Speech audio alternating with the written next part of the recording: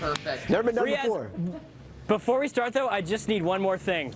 Yes! Mjolnir in my hand. Let's do it. Can't do it without the hammer. Tom Hanks back in a big way, buddy. Let's set this up, Captain Phillips. Yes, the true story of the 2009 hijacking by Somali pirates of the U.S. container ship. Tom Hanks gives an Oscar-worthy performance in this one. Here's a look. Take the hoses. This is not a drill. This is a real-world situation.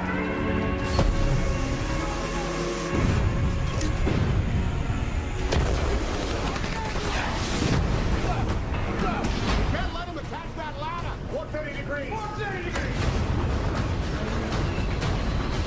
There you have it, man. I mean, this thing is just pulse-pounding, full of tension right from the get-go. Hanks will definitely get an Oscar nomination. He may even just be a front-runner to win. He gives some of his best work here in his career, especially in the last 10 minutes of the movie, and I won't give any context into what that scene is, but I was shedding man tears. It was powerful stuff. You know, it is powerful. This is paying homage to what Hanks did back a couple decades ago with the likes of Castaway, Forrest Gump in Philadelphia. He makes you feel something, and as an audience, Thor, I think we both agree on this. When you sit down and watch this movie, you'll feel fear, sadness, and pure empathy for what he does.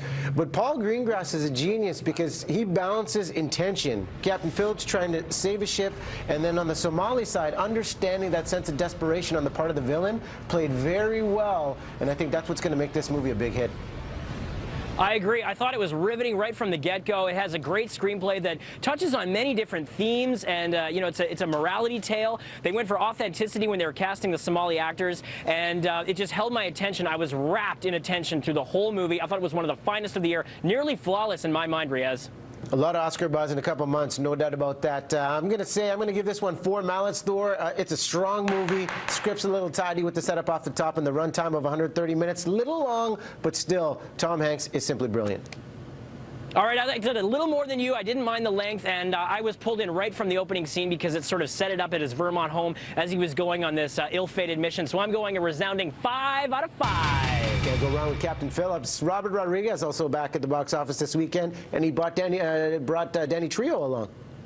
Yes, and this is Machete Kills, the follow-up to the first cult hit, you can say. And Danny's back as an ex-Federale agent up for hire who actually is employed by Charlie Sheen as the U.S. president in this movie.